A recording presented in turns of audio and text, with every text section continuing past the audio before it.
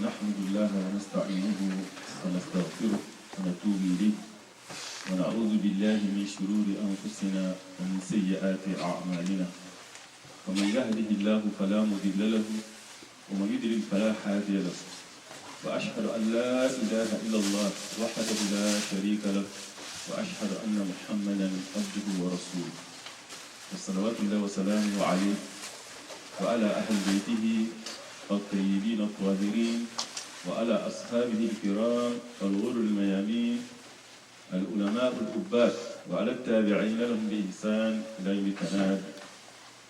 يا أيها الذين آمنوا اتقوا الله حق تقاته ولا تموتن إلا وأنتم مسلمون.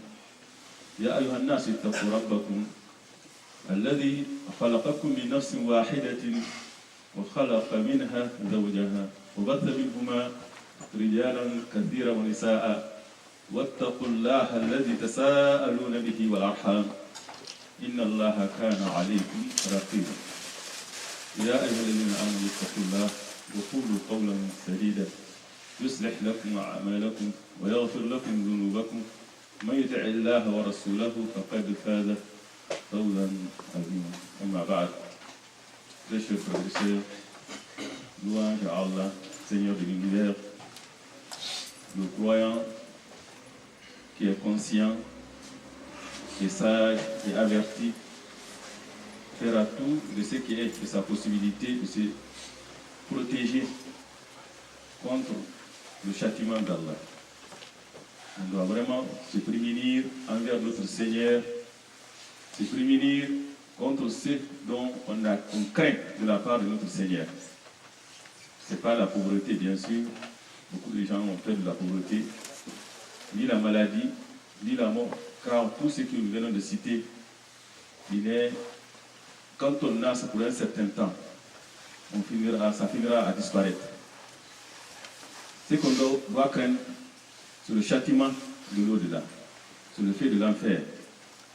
Et ça, Dieu est très beau dit, on le dit très bien dans Surat Hashr.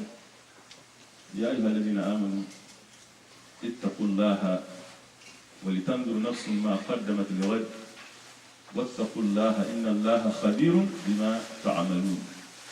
Wa la takunu kalladhina nasullaha fa ansahum anfusahum ulaika humul fasiqun. Vous qui croyez, pratiquez la taqwa. Je le dis ainsi, la taqwa. Car c'est taqwa, cette taqwa, ou se prémunir envers Allah, c'est se prémunir contre le châtiment d'Allah. Et cela se fait seulement en accomplissant ce que Dieu t'a demandé de faire et en s'écartant complètement de tout ce qu'il a interdit. Et de pratiquer cette taqwa. Que chaque âme voit bien ce qu'il a avancé pour demain. Ce qu'il a avancé pour demain. Demain viendra certes. Et soit, comme le dit le Prophète sallallahu alayhi wa sallam, فَجَنَّةٌ أَبَدًا أَوْ نَارٌ أَبَدًا. Soit c'est le paradis éternel qui Dieu nous l'accorde, ou c'est l'enfer éternel qui Dieu nous en garde. Donc le croyant doit vraiment voir qu'est-ce qu'il a avancé pour demain. Allah est parfaitement connaisseur de tout ce que nous faisons. Et ne soyons pas comme ceux qui ont oublié Allah. Allah leur a fait oublier leur propre personne. Ceux-là sont les pervers. Et dans Surat Al-Baqarah, Dieu est très beau dit وَاتَّقُوا يَوْمًا تُرْجَعُونَ فِيهِ إِلَى اللَّهِ ثُمَّ تُوَفَّى كُلُّ نَفْسٍ مَا كَسَبَتْ وَهُمْ لَا يُظْلَمُونَ. Craignez, redoutez le jour où vous serez ramenés vers votre Seigneur. Où vous serez ramenés vers votre Seigneur. Et chaque âme sera rétribuée alors ce qu'il aura acquis. Il sera point lésé. Le jour-là, on va vraiment avoir ça dans l'esprit constamment. qu'un jour, tu seras porté par les humains et amené à la tombe. Tout ce que tu auras acquis ici, ou accumulé ici, tu le laisseras ici. Dieu le très beau dit, وَلَقَدْ جِئْتُمُونَا فُرَادًا كَمَا خَلَقْنَاكُمْ أَوَّلَ مَرَّةٍ وَتَرَكْتُمْ مَا خَوَّلْنَاكُمْ وَرَاءَ ظُهُورِكُمْ.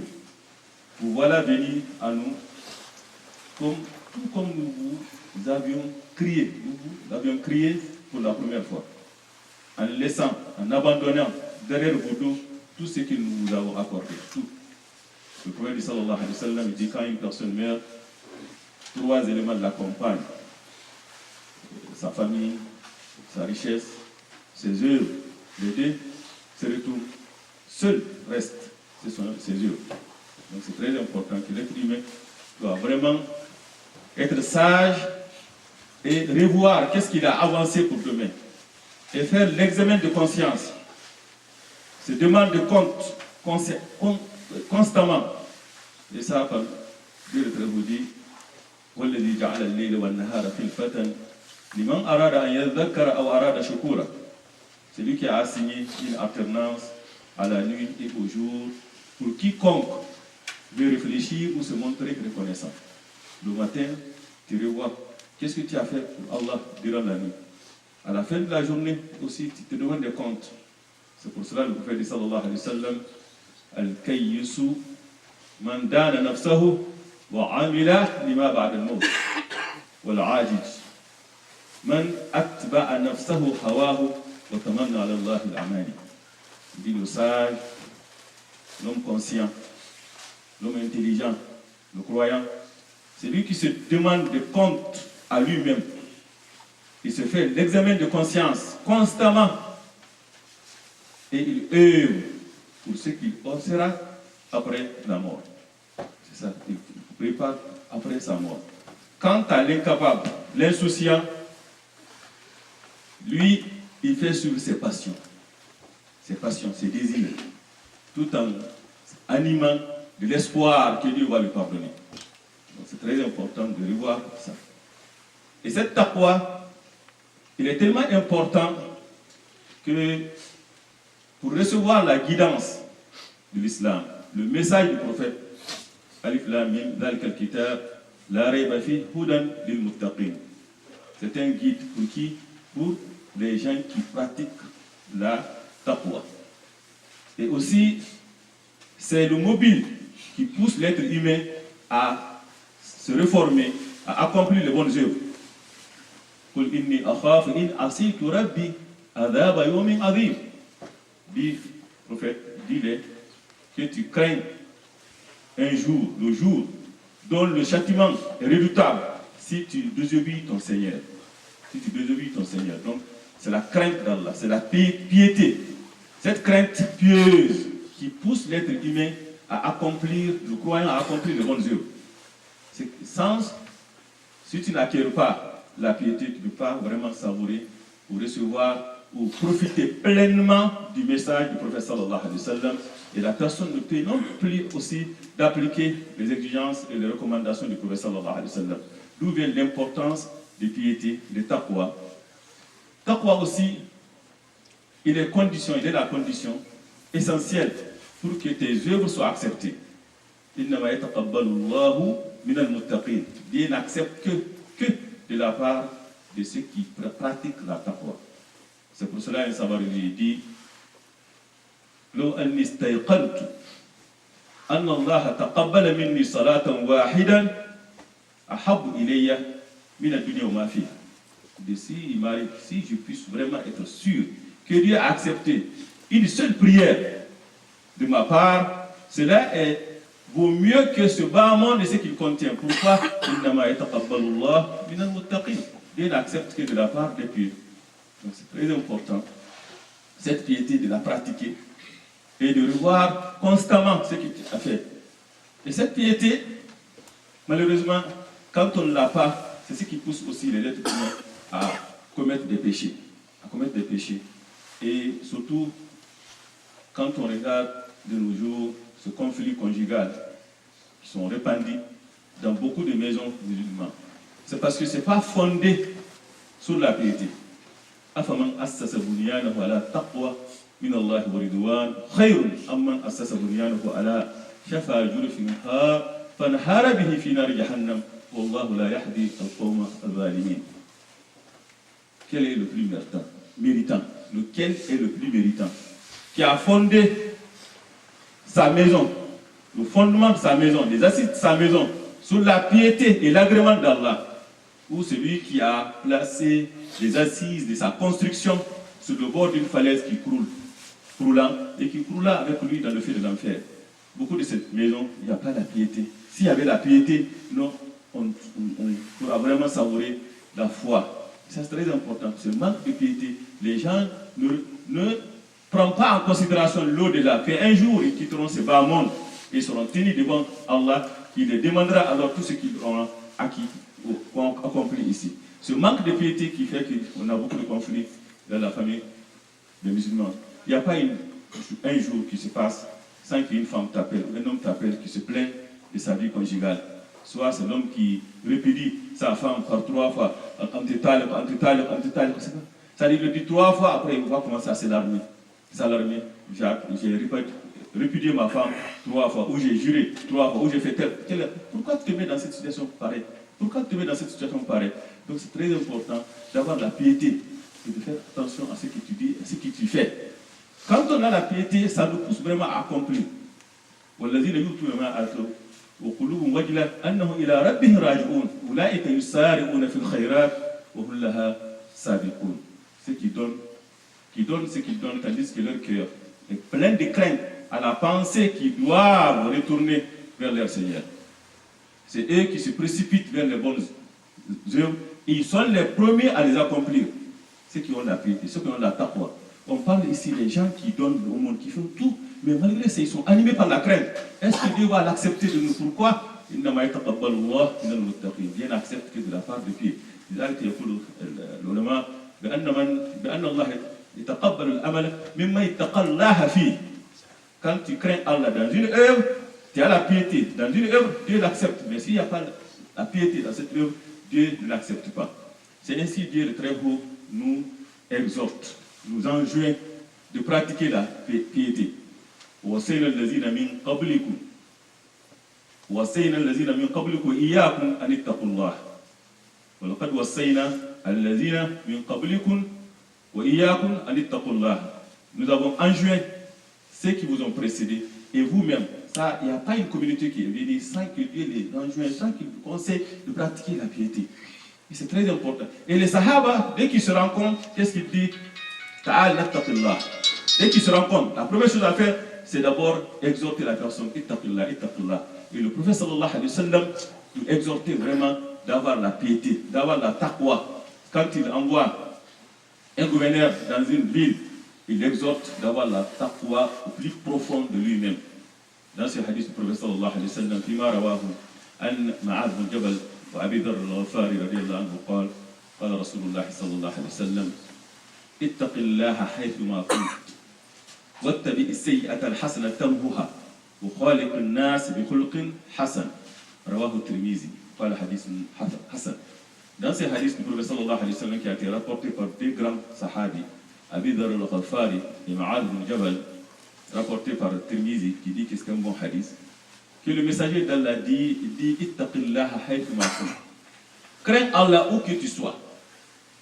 La crainte d'Allah, ce n'est pas à un certain moment, non, dans toutes les situations, dans toutes les circonstances, devant toutes les épreuves, tu vas avoir la crainte d'Allah. Public comme en privé, dans l'aisance comme dans l'adversité. C'est très important de craindre Allah où que tu sois. Et faire suivre la mauvaise action par une bonne action qui l'effacera. Quand tu commets une mauvaise action, essaie de faire une bonne action qui va effacer et avoir le bon comportement avec les gens. Ce hadith est d'une importance capitale, car il nous exhorte d'avoir la piété, mais dans toutes les circonstances. Avoir la piété, la vraie piété, c'est de ne mourir qu'en soumis dans toutes les situations. Et ça, que ça soit privé ou que ça soit. C'est pour cela, dans un hadith, le professeur dans ce doigt, il dit Allahumma inni as'aluka khashyataka fil ghaybi wa shahada wa kalimat al-haqq fil rida wal ghadab wal qasda fil faqr wal ghina. Je t'implore, Seigneur, de m'accorder la piété en privé comme en public. En privé comme en public. Et de m'accorder aussi la parole de vérité dans la satisfaction comme dans la colère. D'autres personnes, quand ils sont en colère, non, c'est autre chose. C'est quand ils sont satisfaits, ils disent non.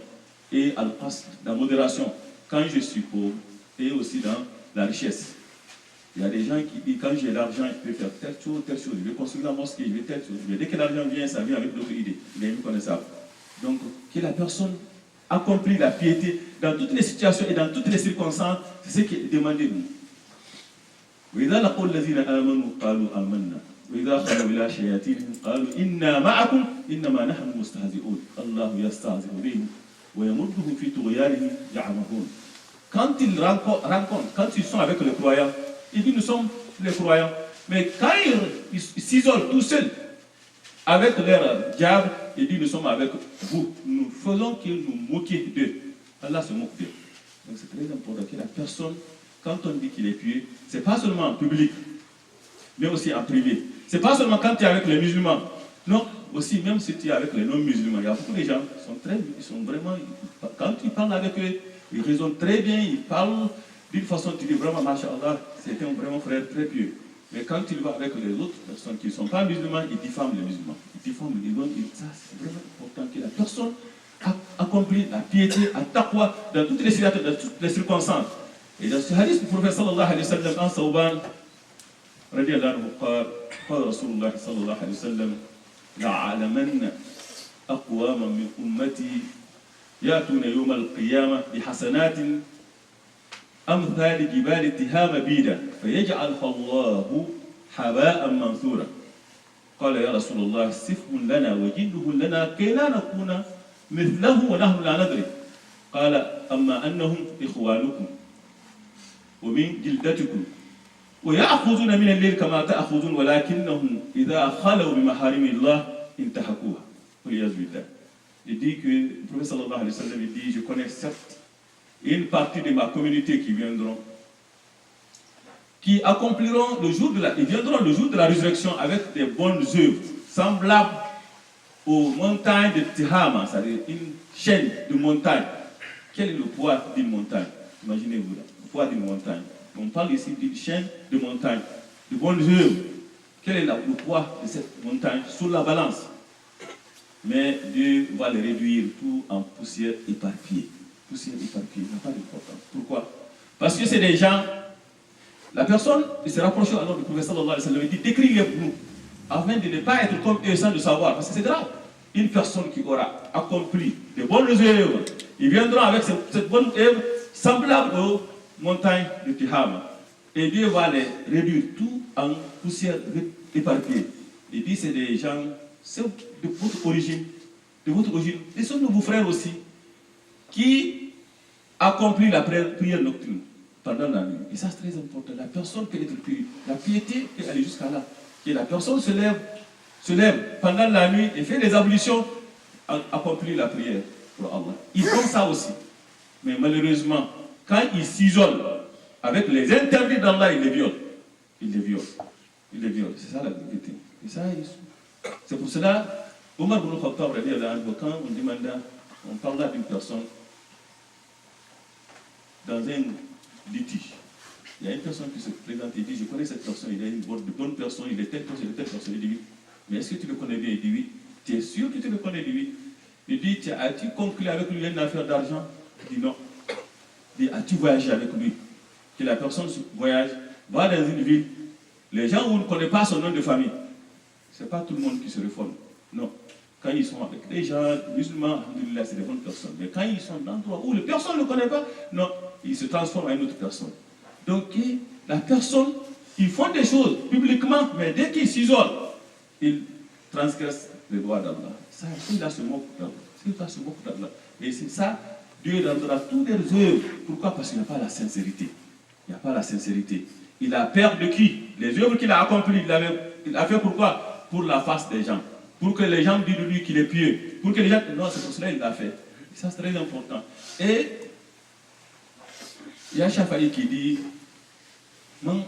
Ma asarra abdun sariratan illa albasahu Allahu rida'aha alaniyatan. Fa khairan, in khairan fa khair, wa in sharran fa shar.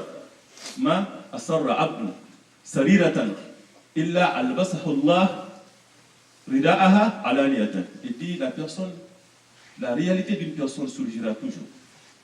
Si tu fais de toi-même ce que tu ne l'es pas, Dieu te montrera, t'élèvera jusqu'à ce que le monde entier te voit et puis il va te dévoiler. Donc la sincérité est très importante, que ce soit dans l'aisance et aussi dans l'adversité, que ce soit en public, aussi en privé. C'est pour cela que le prophète sallallahu alayhi wa sallam nous a exhorté d'avoir la piété dans toutes les situations et dans toutes les circonstances.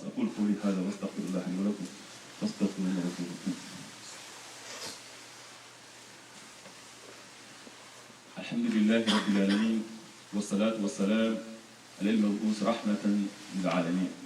Mes chers frères et sœurs, le musulman est quelqu'un qui prend le prophète sallallahu alayhi wa sallam comme l'exemple. فقد كان لكم في رسول الله أسوة حسنة لمن كان يرجو الله واليوم الآخر وذكر الله كثيرا. Vous avez en effet le prophète d'Allah est un modèle à suivre. Notre modèle c'est le prophète sallallahu alayhi wa sallam. La personne qui est pieuse, comme nous l'avons dit, c'est la personne qui suit les obligations d'Allah. Ce que Dieu t'a ordonné, tu le suis.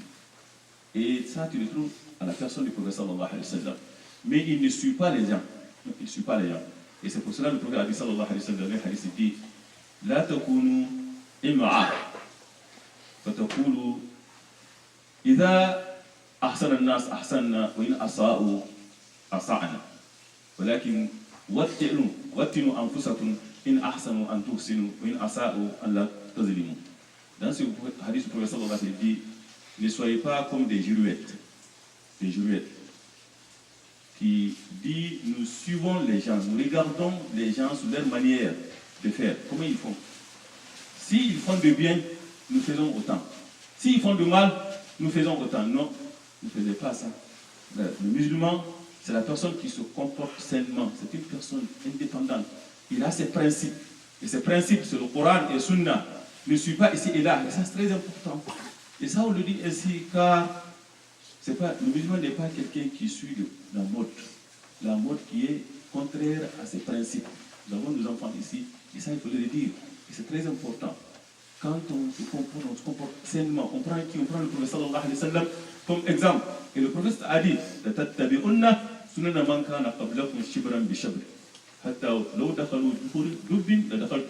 il dit, vous suivrez certes les habitudes de ceux qui vous ont précédés, pas à pas. Même s'ils rentraient dans un trou de lézard, vous les suivront. Et ce n'est pas ça le musulman. Le musulman ne fait pas ça. Le musulman se comporte très bien. Il se comporte très bien, sainement, dans sa démarche.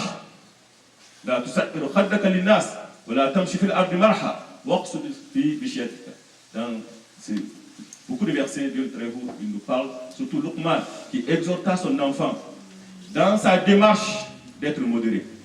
Dans sa parole, parle sainement. Et aussi, il y a beaucoup de choses. On parle ici de coiffure, la façon de marcher, la façon de s'habiller. Tout cela doit être conforme à l'islam. C'est là la piété. La piété, c'est quoi? Comment tu manges, comment tu marches, où tu gagnes ta vie, comment tu parles, où tu couches. C'est ça la piété. Et le musulman a une personnalité indépendante qui prend en exemple le modèle du prophète sallallahu alayhi wa sallam, qui ne suit pas, comme le dit le prophète sallallahu alayhi wa sallam, les gens sur leur manière d'agir. S'ils font du mal, lui aussi font du mal. C'est tout ce qu'il fait. Donc quand tu vois les gens se coiffer ainsi, et on voit beaucoup de musulmans, quand tu le vois, ils sont méconnaissables. Que ce soit le tatouage, que ce soit de façon de coiffer leur tête. Non. Le musulman, il a une personnalité indépendante. Dès que tu le vois venir, tu sais que c'est un musulman. Et le prophète sallallahu alayhi wa sallam a dit, Nahar Rasulullah sallallahu alayhi wa sallam, al-qaza. Qu'est-ce qu'il a dit de qaza? C'est une personne qui rage une partie de la tête, il reste une côté.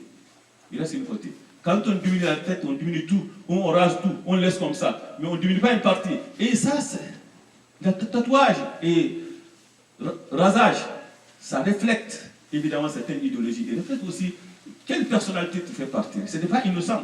Et ça, quand le prophète sallallahu alayhi wa sallam nous a parlé des khawarij qui viendront après lui, il a parlé de leurs signes. Il dit leurs signes à tahliq, ils rasent leur tête. Et quand je lis ça, je regarde de nos jours, tu vois les skinheads, les gens, les hooligans, comment ils le font. Tu vois tous ces gens-là qui appartiennent à une bande ou à une idéologie perverse, tu vois leur façon de raser. C'est très important. Donc le musulman n'imite pas cela. Il n'imite pas cela. Et quand tu habilles sainement, ne renverse pas le pantalon ou ne baisse pas le pantalon. Ça c'est très important car le awratul rajul ma bayna surra wa rukba, de nombril jusqu'au genou, c'est interdit qu'il soit vu. Et ça, tu connais ça qui est dans l'islam. Et tu vois un pervers ou un mécréant, tu es en train de se comporter ainsi, toi aussi tu l'imites. Celui qui se comporte comme des gens, il devient similaire à eux. Donc c'est très important. Quand tu aimes une communauté ou un groupe, dans l'au-delà, tu seras ressuscité avec eux. Donc c'est très important de dire à nos enfants qu'ils comprennent. Quand on est musulman, ce n'est pas seulement faire la prière, non. La façon d'habiller, c'est l'islam. L'islam, ça fait partie aussi de la façon de s'habiller. Qu'est-ce que tu manges? La nourriture, c'est très important. On ne mange pas des choses, la viande morte, on mange du halal. Et comment tu marches? Qu'est-ce que tu habilles? Comment tu parles? Il n'est pas vulgaire, il n'est pas insolent. Donc tu vois les gens en train d'exploiter ou exprimer ou faire des langages obscènes. Non, ne limite pas. Pourquoi? Il dit comporte-toi sainement avec les gens. Dans ce hadith, le prophète sallallahu alayhi wa sallam était très important. Que le croyant, dans tout ce que nous avons dit, de se comporter sainement, nous sommes faibles. Dieu veut rendre les choses faciles pour vous, mais l'être humain a été créé faible. Et cela, il commet des péchés. Qu'est-ce qu'il a dit? C'est un hadith qui est très complet, très complet. Il nous parle ici d'avoir la piété, de pratiquer la taqwa dans toutes les situations, dans toutes les circonstances. Et ça, c'est très important. Et quand il arrive que la personne fait erreur ou commet un péché, comment le rectifier? Donc il nous donne le remède. En cas où tu failles dans cette piété, que tu accomplis notre bonne œuvre, tu l'effaces. Et les bonnes œuvres que le prophète parle ici, la première bonne œuvre, c'est la tawba. La tawba nasuha. Ça, il faut dire clairement que la bonne œuvre qu'on parle ici, premièrement, c'est la tawba. Quand tu commets un péché, une œuvre qui n'est pas bonne, rectifie-le par quoi? Par tawba. Tout de suite. Et dès que tu fais tawba, Dieu effacera complètement. Et vient alors les actions, les œuvres, les bonnes œuvres. On parle ici al-wudu. Man tawadda wa ahsana al-wudu kharajat al-dhunuba min jasadihi hatta takhruja min tahti adfarihi. Ala adullukum ala ma tamhu Allah bihi al-khataya wa yarfa bihi ad-darajat. قالوا بلى يا رسول الله قال إسباغ الوضوء على المكاره وكثرة الخطى إلى المساجد وانتظار الصلاة بعد الصلاة فذلكم الرباط. Donc il y a des ablutions. Chaque fois que la personne fait des ablutions, les péchés sortent de son corps. Les mains, ce qui t'a commis comme péché par tes mains, Dieu l'efface. Par la bouche, il l'efface. Par les yeux, il l'efface. Par les oreilles, il l'efface. Donc Dieu vraiment il nous a chéris. Il nous a chéris, il nous aime. Il nous a donné les moyens vraiment par lesquels on peut effacer le péché pour s'approcher de lui. Et la taqwa, quand tu l'as, il est bien dans ce bas monde et dans l'au-delà. Ça c'est très important. ما تقرب إلي عبدي بشيء أحب إلي مما افترضت عليه ولا يزال عبدي يتقرب إليه بالنوافل حتى أحبه فإذا أحببته كنت سمعه الذي يسمع به وبصره الذي يبصر به ويده التي يبطش بها ورجله التي يمشي بها فإذا سألني لأتينه ولئن أعادني لأؤذنه. Dans ces hadiths, quand la personne a la piété, Dieu vient ses yeux, ses mains, ses pieds, il aide, il loue. Ça c'est très important. C'est pour cela le prophète sallallahu alayhi wa sallam avec les enfants, c'est Ibn Abbas, il lui parle là, il dit Ihfadullah yahfaduk. Ihfadullah, ça explique vraiment le sens de taqwa qui dit fi'il al-ma'murat wa tark al-manhiyat. Donc nos enfants sont là aujourd'hui, alhamdoulilah, qui sont en vacances, nous les exhortons vraiment que la façon de se coiffer, la façon de se marcher, la façon de s'habiller, la façon de se parler, il y a vraiment des principes que vraiment on doit respecter dans l'islam. L'islam, le musulman a une personnalité indépendante, tu le vois à travers de tout ce qu'il fait. Que Dieu nous en garde et nous donne aussi la piété, nous apporte la piété et une bonne fin. ربنا تقبل منا انك انت السميع العليم وتب علينا يا مولانا التواب الرحيم اللهم اهدنا فيما هديت وعافنا فيما عافيت وتولنا فيما توليت وبارك لنا فيما اعطيت واصرف عنا سوء ما قضيت انك تقضي ولا يقضى عليك اللهم لا يذل ما هديت ولا يعز ما عليت بيدك الخير كله يا رب الرحمن الرحيم اللهم اقسم لنا من خشيتك ما تهول به بيننا وبين معاصيك من طاعتك ما تبلغنا به جنتك من اليقين ما تحول به علينا مصائب الدنيا ومتئنا باسمائنا وازواجنا وذريتنا ابدا ما بقيتنا واجعل الوارث منا واجعل ثارنا على من ظلمنا وانصرنا على ما عادانا ولا تشمت بنا الاعداء ابدا يا رب الرحمن الرحيم اللهم انا نعوذ بك من سوء المنقلب في الاهل والمال والنفس اللهم انا نعوذ بك من زوال نعمتك ومن تحول عافيتك ومن فجاءة نقمتك ومن جميع سخطك يا رب الرحمن الرحيم ربنا آتنا في الدنيا حسنة وفي الآخرة حسنة وقنا عذاب النار قوموا إلى الصلاة يرحمكم الله. Nous serons passés là pour avoir ce qui va nous faire, soyez vraiment étonnés, nous avons des travaux à faire et on va regarder des choses. Et aussi, il y a